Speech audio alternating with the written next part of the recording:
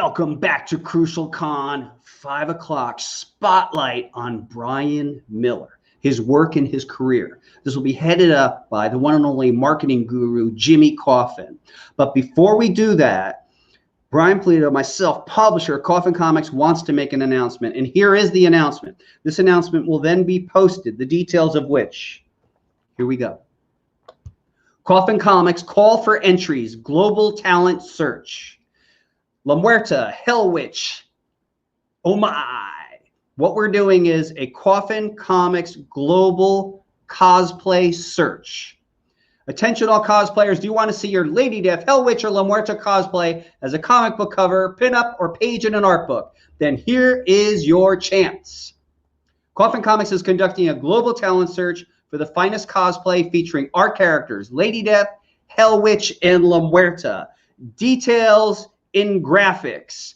Thank you very much, everybody. I'm now going to turn the stage over to the one and only marketing madman, Jimmy Coffin.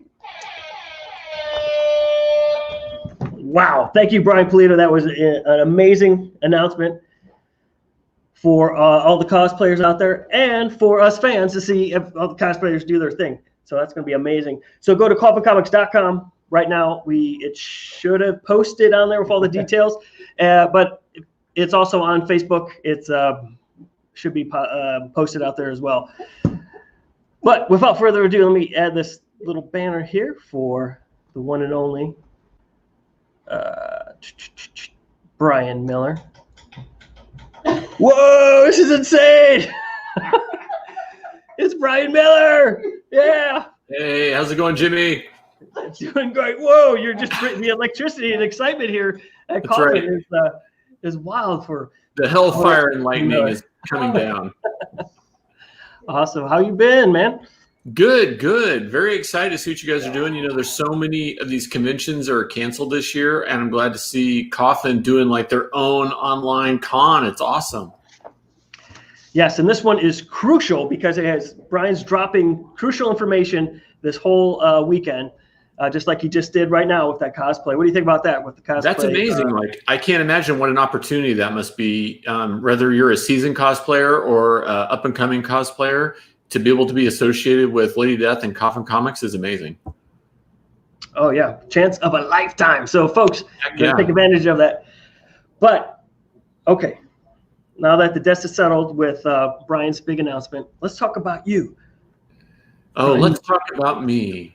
Let's talk about your edition here, the Lady Death Dreams #1 Death-O-Rama edition, limited to orders received by Monday at 5 p.m. Only $20 for this edition. Order it now, people. Do it. It's going to be so hyper limited, so it's not going to be a run of 5,000. It's not going to be in the thousands. It's going to be in however as many people order it. So that's the run on that. So this is going to be really collectible. Heck yeah. Well, you know, I was really inspired by a lot of the like vintage 1950s, 1960s B movies. So I was really wanting to capture like the vibe of like, you know, things like Faster Pussycat, Kill, Kill, Kill, and Ilsa the She-Wolf, and, all those sort of like sexploitation and exploitation films of the 50s and 60s. And I thought, you know, Lady Death really kind of fits in that vibe in a pretty strong way. Yeah, this totally recognize that as the Grindhouse style logo on there. Yeah, you want to see your Lady Death in Coffin-O-Rama. What I really liked about this, it has like looks like a paper feel, like it's an actual poster. I don't know if you're going to kind of see the. So this is just the mock-up, folks. This is not the actual thing, but this is. Official mock-up. I should mention, but you could really see like that paper kind of quality. So it looks like a poster. Yeah, I mean, I was really going for that like pulp comics, feel. For those that don't know my artwork, like my main thing that I do is like Star Wars propaganda poster artwork and anniversary retro movie posters for different films and stuff. And so, Brian and I had collaborated in 2018 on like a retro Lady Death comic. And I told him, I was like, I have this idea for this like black and red thing. And he's like, whatever, we'll talk later, and then that first one sold out. And so then he came back, he's like, okay, tell me this idea. And I told him like, oh, I want to do this like 1950s, 1960s sexploitation kind of thing. And he was like, yeah, let's do it. Let's go for it. And I wanted that look like a Grindhouse poster that had like come down from the theater and been folded up and put away for 50 years. Nailed it. Thank you, man. Thanks. Well, I hope everybody loves it. That's for sure. Yep. So coffincomicsshop.com. Get it this weekend. Heck yeah. Super limited too, right? Yep. It's going to be, hyper limited just based on the amount ordered. So it's not going to be, it's going to be in the 10,000 range. It's going to be much, much smaller. That's right. Get on it, people. Do it. So let's start with how did you meet Brian Pulido? How did that happen? My gosh. Well, he wouldn't even remember this, but I was probably like 18 or 19, and he came to Kansas City, which is my original hometown. And so he was at Kansas City Comic-Con, and I was doing like independent comics and stuff nobody's ever heard of. But because I was an official creator, I got invited to the dinner afterwards. And so we all went to some barbecue joint, and I got to hang out with him and the rest of the Lady Death crew back then. And really made a big impression. Like, he was one of the few creators that was like super personable and like super high energy and willing to chat with everybody, whether they were like established pros or aspiring creators like I was. And so it made a big impression. And then like years later, I was at a Chicago con, and one of my buddies was like, hey man, I really need a smoke break. He's like the kind, like if he didn't get his cigarettes, he started like jonesing and shaking and stuff. And so he sneaks out like a side door at Chicago Comic-Con, and like he and Stephen Hughes like shared a cigarette break and had a good time and everything. And so even before I started working with Brian and Lady Death, I kind of feel like I had like a connection to them because we'd met a few times. Not that he would remember, but we had met. And so I think the first actual gig was Bad Kitty. And I don't remember which issue. I'm going to see. I don't have it here. Comic Book Database went out of business, and since then it kills me because they used to keep track of everything I did. But Lady Death Bad Kitty #1. So maybe it was that. So that would have been like 2000, 2001, somewhere in there. I think is when I really started doing some color work for Brian on some of his comics, and had such a blast, and it really just kind of took off from there. It's good to know Brian's always been the same. He hasn't changed. Oh yeah, no. Brian is like, if anything, he just gets better with age. Like, he gets more energy and more excited and more focused about Lady Death every year. So we saw him in the coffin. He regenerates every night in this thing. So it's like, that's why you better believe it. Like, the rest of us are getting older, and he's just like absorbing the life force and staying the same age. I see that E2 Evan is asking, was that back in the Chaos days? Yeah, back then, man. So, there were so many cool things going on with Lady Death and Bad Kitty and Purgatory and all those characters, and it was a ride. I mean, it was weird for me because I was getting to work on the good girl art with like Billy Tucci and She, and then the quote unquote bad girl art with Brian Pulido and Lady Death. So it was really nice to have that like compliment, All right, so we're going to kind of start a little further back. I want to get literally to start from the beginning, but coloring. Why do you want to be a colorist? I know you're an artist. You have you could do, obviously you can do everything. Why did you choose coloring? It was a really weird thing. So, I was one of these guys that I was a big fish in a small pond. I come from a small town, and I was a painter. And I think a lot of people can relate to being sort of, if you're from a small town, sometimes you're the best at what you do in your small town. And then you get out of that town, you realize that you're not the best.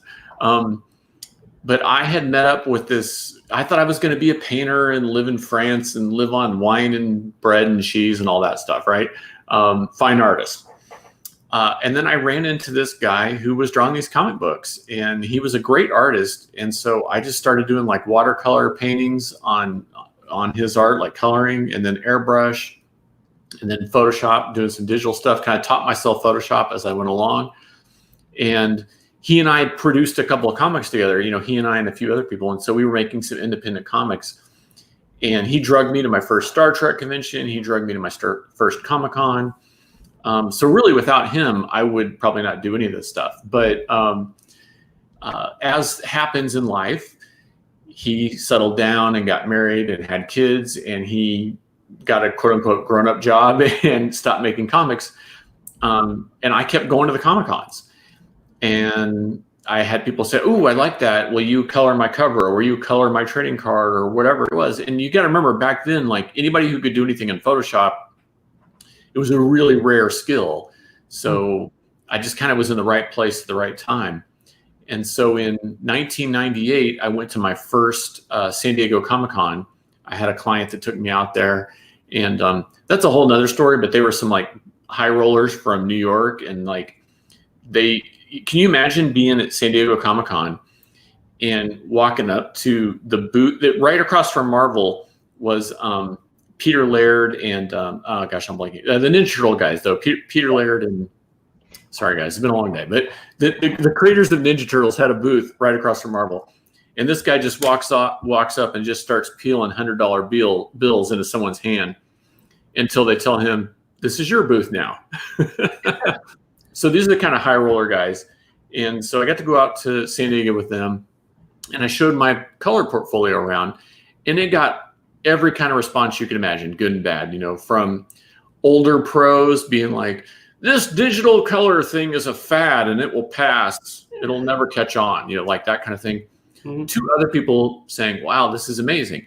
And a few months after that event, I got a phone call. I kind of want to say like late in the afternoon one day. And it's like, "Hey, is this Brian Miller?" And I'm like, "Yeah." And "This is Rob Liefeld. I got your portfolio at San Diego and I need help on a project." And I was like, I'm so excited. I'm like, "Wow, what is this?" And he says, "I've got this like Cable versus Wolverine thing I need help on. My colorist has fallen behind." And I'm like, "Okay, great." And he says, "It's only 5 pages." And I'm like, "Okay, when do you need it?" He's like, "Before morning." And I'm like, holy crap, what am I going to do? But I stayed up all night and I colored the pages. And the next day, I'm literally awoken by a phone call. And it's like, "Hey, is this Brian Miller?" And I'm like, "Yeah." And it's like, "This is so-and-so at Marvel Comics, the editor of X-Men or whatever." And I'm thinking like, holy crap, what did I screw up? What did I do wrong?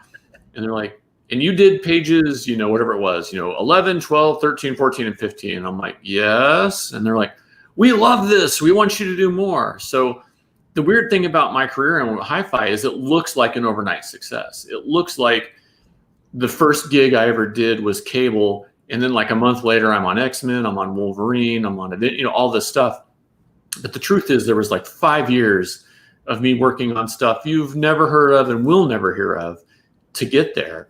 But luckily, that's what opened the door to meet people on a professional sense, like Brian Pulido and like Billy Tucci and Terry Moore and some of the creators that I have like really long-term relationships with. So the coloring thing, like you say, why coloring? It really just kind of was like being in the right place at the right time. I never planned to be a comic book colorist. I always thought I would be a fine artist. And luckily, my inner geek and my love for cartoons and comics and toys and all this stuff has been able to carry me through life. I mean, I think back and I joke all the time, like Doctor Who. I've been so fortunate to get to work on Doctor Who comics and create Doctor Who covers and things like that. And I'm like, this is something I got beat up for as a kid, right? Like as a kid, liking Doctor Who was not cool for me. Like, that was like playground bullies would kill you for liking Doctor Who. And then I flash forward to my adult life. I'm like, I'm getting paid to work on Doctor Who. So it's very bizarre how things that were not cool became really cool like 10 and 20 years later. So I guess being a colorist is the same thing. Like it wasn't cool and then it was cool. So basically what you're telling me is that you didn't choose coloring. Coloring chose you. That's it exactly. So you guys got it. It was kismet. So you mentioned, were you a fan of comic books before you started doing coloring?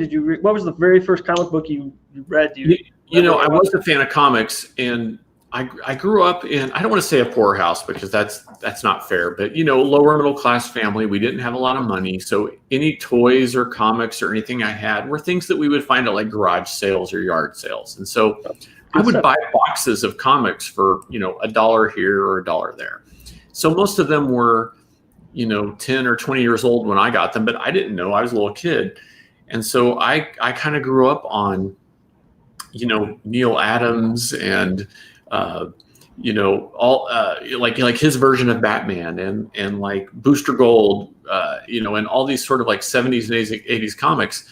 And it made a big impression on me, but I'll admit, like, I love that stuff. And I think the one that made the biggest impression on me was probably Batman and the Outsiders. And I can see clearly in my mind that cover because it's the Justice League. And it's Batman walking away from the Justice League, basically telling them like, F off, right? He's like, I don't need your Justice League. I don't need your rules. I don't need you guys. I'm going to go make my own team. And I think that's kind of like, that influenced my entire life, right? It's like, I don't need these big corporate things. I'm going to go do my own thing. And those stories really had a big influence on me. And then when I got to be, 18, 19, I kind of, you go through this phase where you're like, I'm too cool for toys. I'm too grown up for cartoons and comics and that kind of stuff. Mm-hmm. And I needed to be sort of like smacked and kicked back down to where I should have been. And so falling in with these comic guys and going to these Comic Cons was a great deal. And so, the first time, being from Kansas City, there was just a teeny tiny con there. So we would drive up to Chicago Con, and this is long before it was Wizard World. It was just Chicago Comic Con. And that's where I got to meet, people like Brian Pulido and people like Billy Tucci and Terry Moore and, some of the really great DC and Marvel creators too. But meeting the independent creators is where I realized like, oh, there's this whole world, Dave Sim, creators like that. There's this whole world beyond Marvel and DC. There's all this stuff happening that I didn't even know, I wasn't even aware of. And I think that's what really got me back into comics was like, was reading She and reading Lady Death and reading Strangers in Paradise and reading some of these, good girl, bad girl, whatever you want to call them, comics, but they were coming from like genuine creators from this like really personal space. And they weren't, whether you want to say that the superhero comics of the era were like more cartoony or kid friendly or not, whatever, but they weren't that, right? They were something totally fresh and totally different. And it felt like when you discover like a band for the first time, right? Like picking up Lady Death is like discovering a new band. And you're like, I didn't know this existed. I didn't know it could exist. But Brian Pulido and his crew have, created something special that didn't exist anywhere else. And so that's kind of what sucked me back into comics. Okay. You ever hear the quote, those who teach can't do? So basically, I have heard that quote, and I wrestle with that a lot. Well, actually, you just flipped that quote upside down because that you made it null and void because you can do, but you teach. And not only are you amazing artists and colorists, but the stuff you do, like the teaching that you do, it's amazing. It's actually, I find it entertaining. I was watching your stuff on YouTube, just showing the. You said you saw the San Diego Comic-Con panel from this year. Yes. So that one, also something else, like it looks like a little younger version of Brian Miller on YouTube that you post. Like I think it was like a DVD you're selling of. Oh my gosh. Yeah. Back in like, I want to say it was 2008 or something. We were working with the publisher and we did 2 art instruction books with them and 2 DVDs with them. So yes, a little bit of a baby-faced Brian. And that video, you think back in the day, like DVDs seem so cool, but compared to what we have streaming now, it would be like this tiny in this window, a DVD. So it was fun to do, but everything's moved forward so much that Kristy and I, especially this year with COVID, we've been remote teaching with the Kubert School. We've been remote teaching on our Patreon. And so we thought, well, now's the time to just jump back in. And, there's so many people looking to learn Photoshop or looking to learn digital art or looking to learn comic book coloring. why not, now that we have the tools with Zoom and Streamlabs and all this stuff, get out there and help people who are wanting to create, whether it's their own comics or maybe they want to go work for a publisher. But we find a lot of people, I think like 10 years ago, whenever we would talk to people, they're like, I really want to work for Marvel and DC. And that's a cool goal to aspire to, but it's also a bit like saying, I want to be a rock star, right? It's not going to happen for everybody, no matter how talented you are. But for a lot of people, they want to just make their own comics. They want to make their own comics better. So whether it's a web comic or a print comic, or maybe something they're doing for Comixology, or maybe art prints that they're making, they're like, look, I'm comfortable with my art, but maybe I'm not comfortable with Photoshop and color or, painting on Procreate or wherever it is. And we can come and just give them some tips and some tricks and some techniques and just a little bit of guidance to help steer them in that right direction to where they can take the thing that they're super passionate about. And, maybe it's already a 5 out of 10 or a 6 out of 10, but if we can push them to like an 8 out of 10 or a 9 out of 10, then they just have such a higher chance for success. And especially now when so many people, are out of work or can't work, if we can give them that opportunity that they can take that comic or the art that they're passionate about and put it out there and have people go, oh, wow, I have to have this, then, we would just be, foolish not to do so. So especially, my wife, Kristy, she's got a PhD in education. So we call her Doctor Kristy now. Mm-hmm. Which is very cool, getting to call her Dr. Kristy after all these years. But, I'm kind of the art side and she's the education side. So I can come up with all these creative ideas. And then she's like, we should do this so that they can learn that thing. And then we can reinforce it with this lesson or this thing. And so the two of us together, I think, make a really good team. And I'm sure if you were able to ask, some of our students or whatever, that would be the thing they would say. They're like, well, Brian's the Bob Ross artist guy, but Kristy knows how to, put it in a way that I can, digest and use and learn and grow from. So it's like, if you took us apart, we're both okay, but you put us together and we're like this dynamic duo of a team, which is fun. Yeah. I'm glad you mentioned Bob Ross. Just watching those videos, I just felt the same way I do with like watching Bob Ross on TV. It's just so enjoyable, relaxing, seeing you do it and like kind of learning. I'm not an artist, but I just love seeing what you do and like how you do it. It's just like, wow, fascinating and very, obviously your education stuff is obviously you're natural on that. So how did you make the switch from doing full-time colorist to now doing both? Like why did you start the school? I'll be honest, like when we did the first Hi-Fi Color for Comics book, and the follow-up Master Digital Color, it was super stressful because I'm working 18-hour days for Marvel and DC and Brian Pulido and Billy Tucci and all these people. So COVID has been a blessing and a curse, right? My workload has been really slow because of COVID, but at the same time it's given me and Kristy the time to take a step back and be like, well, if we can't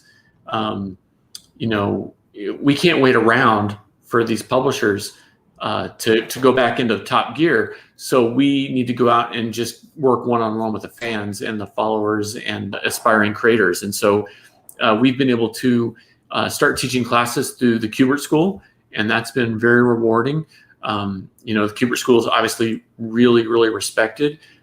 Those are sort of like condensed courses. So they're like introductory courses. And then we've been able to get on our Patreon and our Twitch. And that's been really good because we could do more long form things there, right? So, like a Kubert School course is going to meet, say, an hour every week.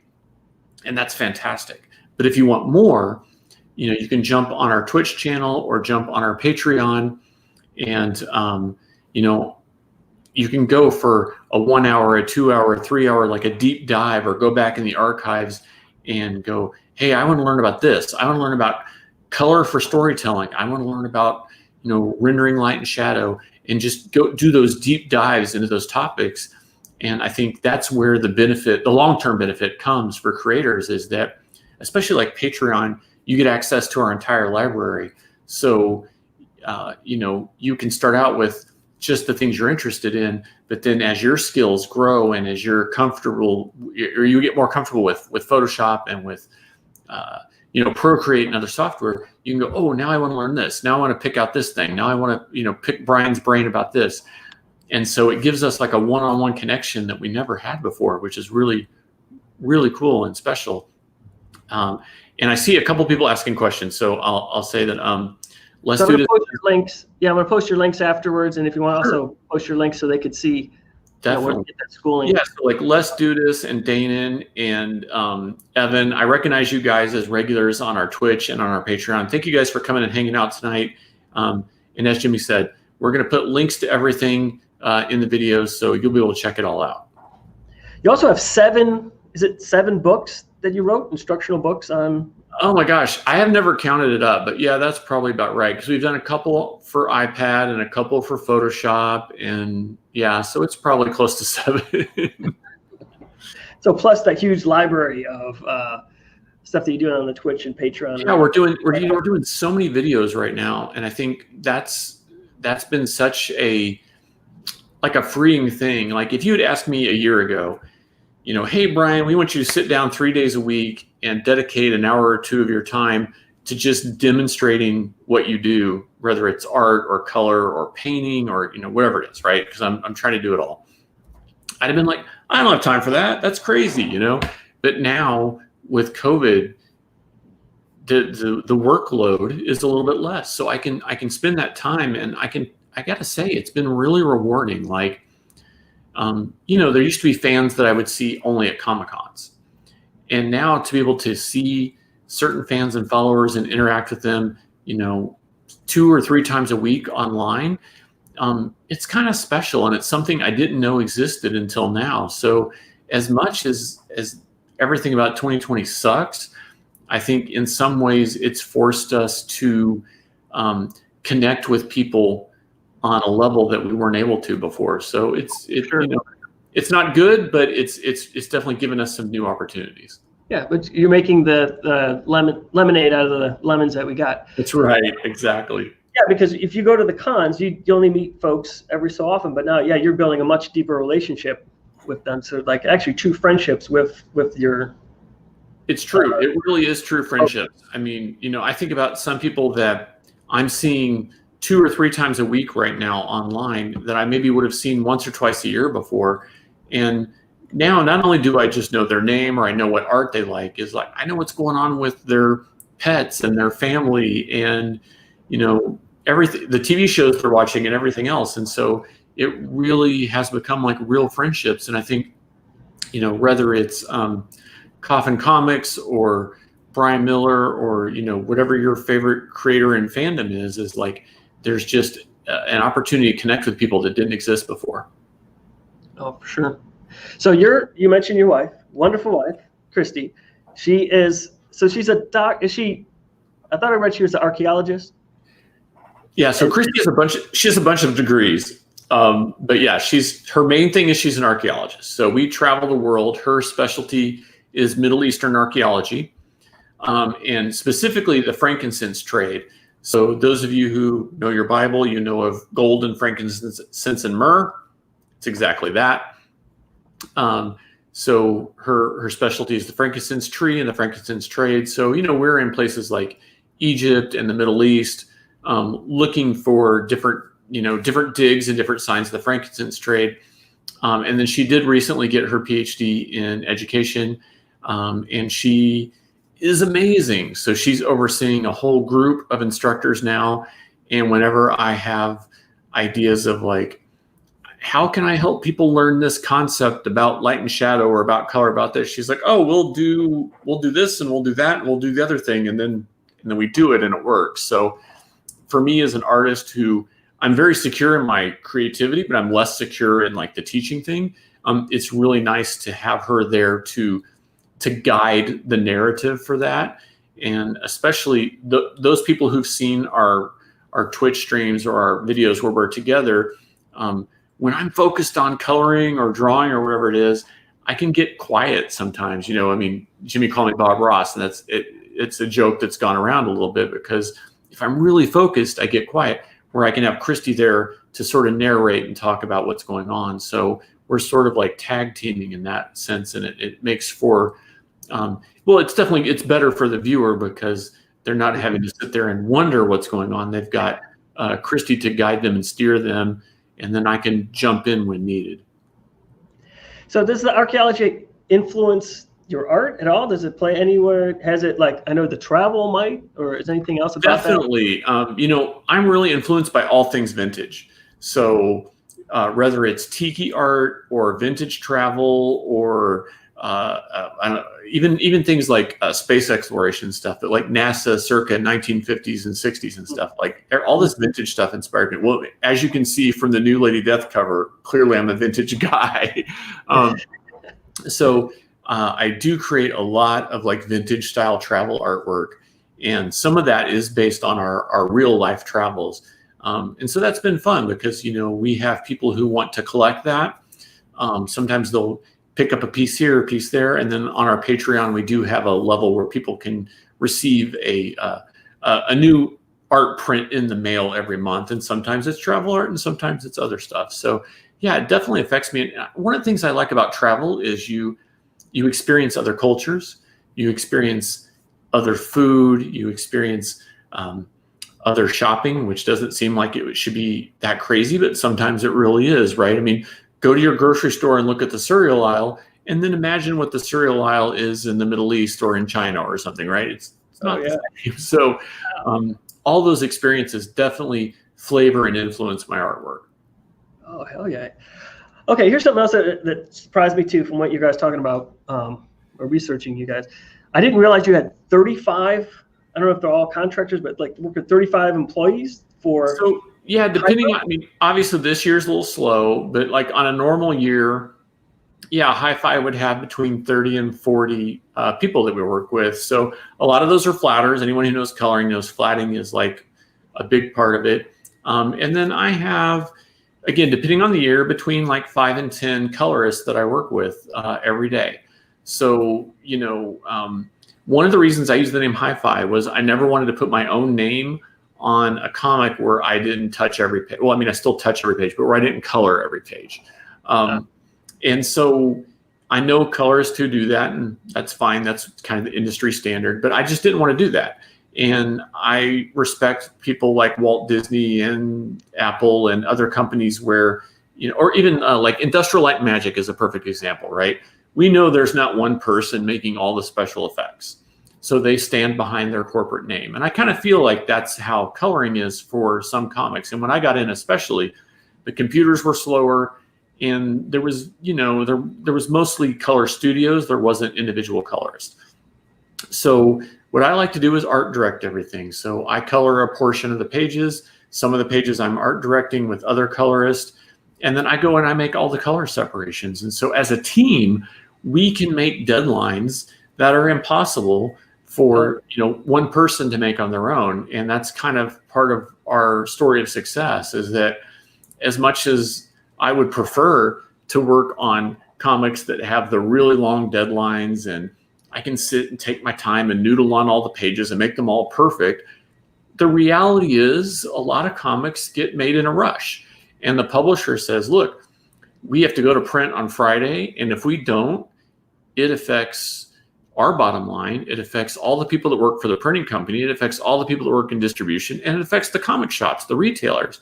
So if Hi-Fi can come in and be like, yes, we can make your deadline, then we save all those people from hassle and lost income. So from that point of view, I think, it's kind of more like an agency situation, or, where we're all collaborating and working together to get that project out on time and get it in people's hands, versus having a publisher say, that's going to ship a month late, guys, sorry.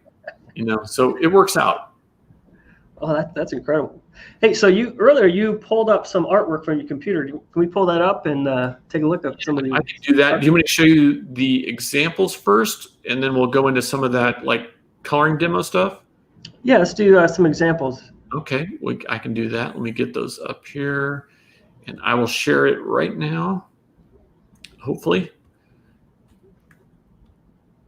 Let me know if that comes in on here. And there we go. There it is. Oh, I remember that one. Yeah, that was a cool. So yeah, this was the first cover I illustrated for Brian, and this was in 2018.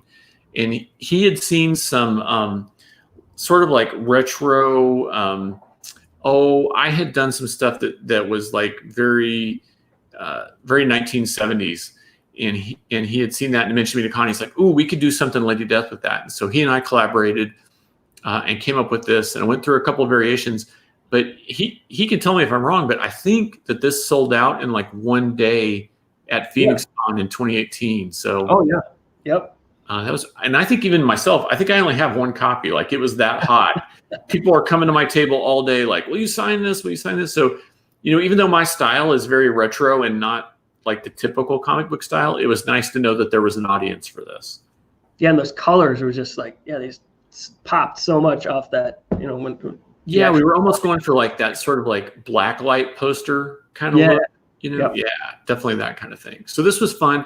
And for me, it was fun because we wanted to model it after a vintage comic. So being Lady Death, it was kind of ironic that it's sort of modeled after like a vintage Wonder Woman comic. So it's like almost the antithesis of what Lady Death is. And then this is the new one, of course. Yeah. You can pick it up now at coffincomicsshop.com. That's right, guys. Order it now. Limited edition. They're only going to make as many as you order. Yep. And if you love that really retro, like grindhouse Pulp Fiction feel, this is for you. And I really wanted to keep it like super condensed, just like black and red and white, and that's it. So it's got that super vintagey vibe. And of course, it's in Coffin-orama. Yeah, I think Quentin Tarantino would love this cover. That's right. Yeah, this is right up his alley because he's definitely cribbing from the same old movies that I am. And I'm pretty sure, I think I like hand lettered that Lady Death thing to get it just right so that it had like that super vintagey vibe. Of course you did. Hopefully you guys will all enjoy that. This is one from Brian can remind us, but this is from right after 9/11, and so they brought Lady Death and Chastity and Bad Kitty together to like salute all the first responders, and this is one that I colored, and I just always thought fondly of it as something really special. That Brian Pulido, he likes to present himself as like super hardcore death metal guy, but he's got a soft spot too. And when 9/11 happened, he was like the first one. He's like right there. He's like, what can we do? What can we do to get out and like benefit the first responders? And this was part of it. That's great. Here is a Lady Death comic.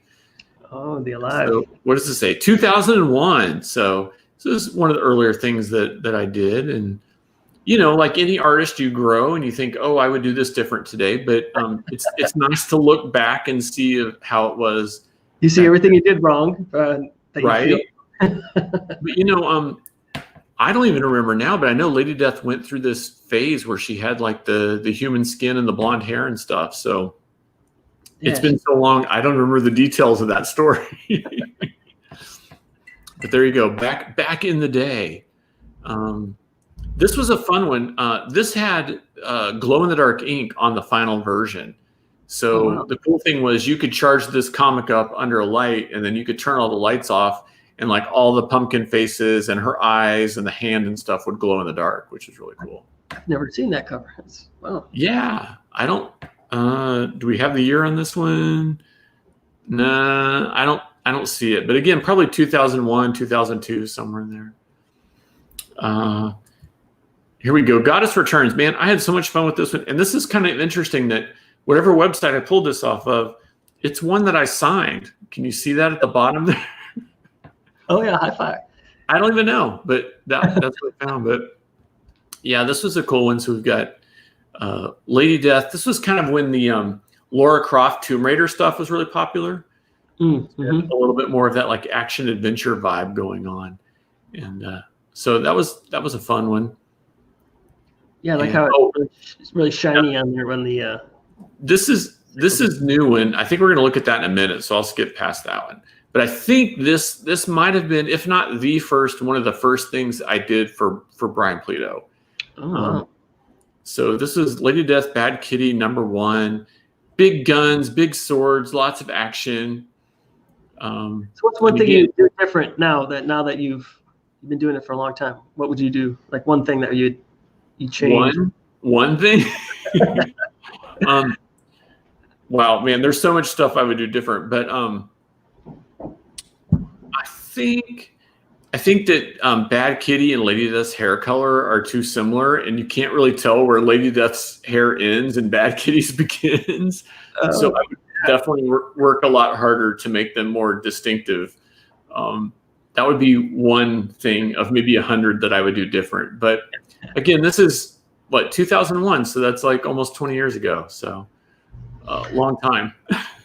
Well, you know what? Actually, I don't think we're going to get to. I was hoping we can get to some of your, a live demonstration, but this just flew by. I can't believe how quickly it's whatever you want to do, man. I'm here for you. I'll skip ahead though. I want to get to this one. So yes. This was just last year for San Diego. Billy Tucci. Let me see if I can make this bigger. There we go. That's nice and big. So this was the She and Lady Death like double cover, and this was so much fun. I had so much fun with this. How long did that take you to? Oh my gosh, days. Because as you know, Brian can be particular, but Billy Tucci, the creator of She, can be very, very, very, very particular. Like he's an art school grad, and he knows exactly, like in his mind, how it's going to look. And so it's one of the most fun things I've ever done in my entire career, but it definitely took some time. But it was worth it. I mean, look at this thing. You've got the good girl and the light side on the left, and you've got the bad girl, Lady Death, on the right. And it was, I don't know, it's one of the funnest things I've ever done in my entire life. You could tell you had so much fun doing that. It's just I'm glad it shows. I mean, I think the biggest challenge was getting that to be a sun on the left and a moon on the right, but somehow have it work. That was crazy, but yeah, and it does. It worked out. But I'm game for whatever you want to do, Jimmy. So like, if you want me to color something, I can color something. Well, we only got, actually, Brian's going to come in a couple more minutes. Okay.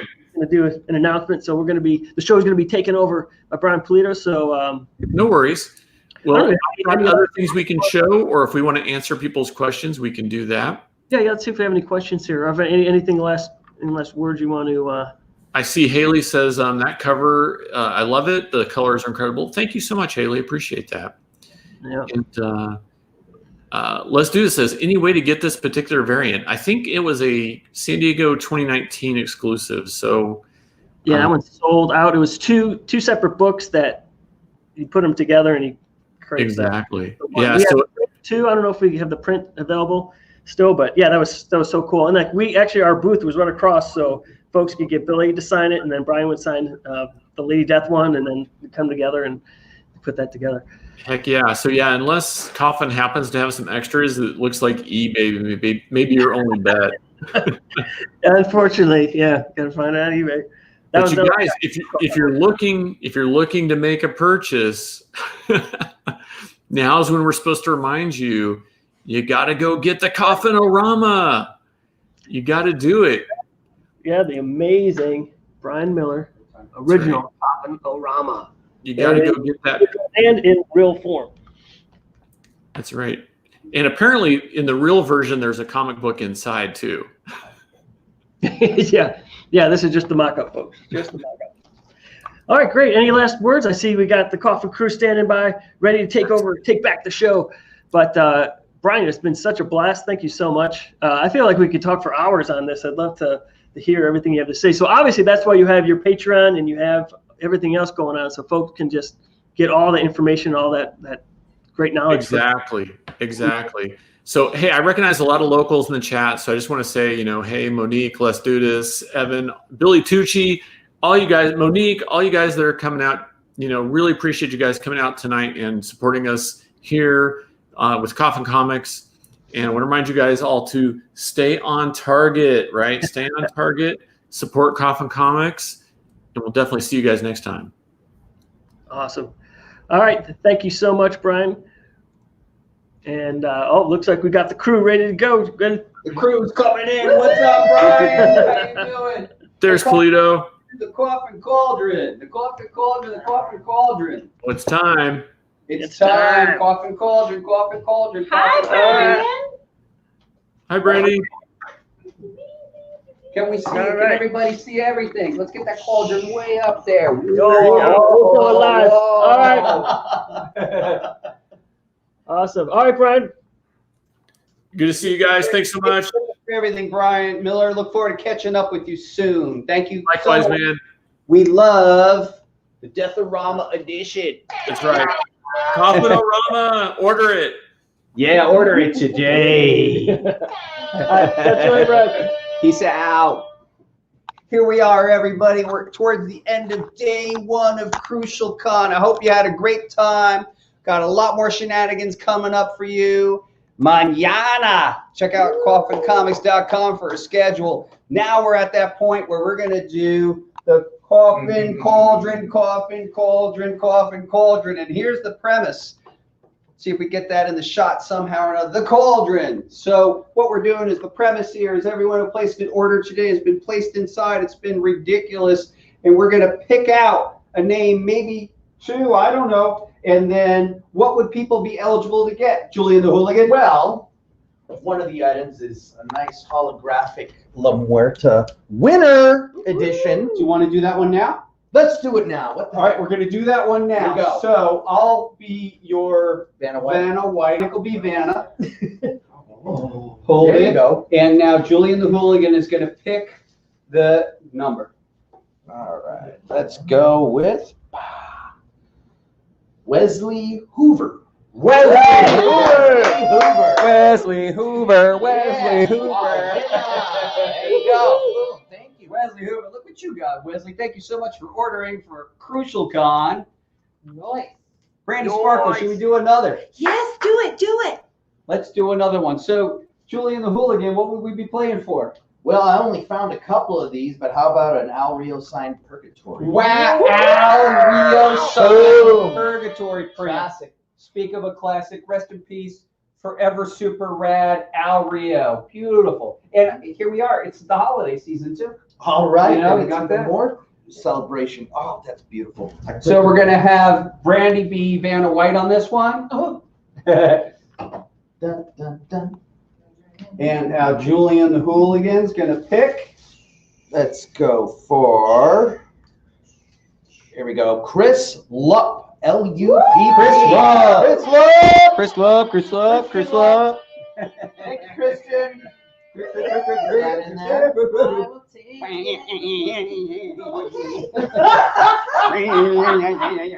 What y'all do? What y'all do? You broke him. Awesome. Day 1. Day 1. Well, I don't know about you guys. Crucial Con's been a blast for day 1, so I think we should do one more. We gotta, but we ain't gonna do another unless we get a hell yeah or 2. I think we need 3 hell yeahs, and if we do, we get 3 hell yeahs in the comments. We'll do it. If not, then we get it. Okay, that's cool. You don't want. We'll go home. We'll go home. I'll keep this treasure myself. Let's see if we get one. I don't even know. Where are you? Well, I'll tell you, we're doing it anyway. So that's what's We got a hell There's a yeah. hell yeah. There's a hell yeah. There's a hell yeah. That's what I'm talking about. That's what I'm talking about. Oh, yeah, they're coming in. All right, before they're coming in hot. So look, before boys and girls, before we call it a day for Crucial Con number 1, want to let you know what's coming up for day 2.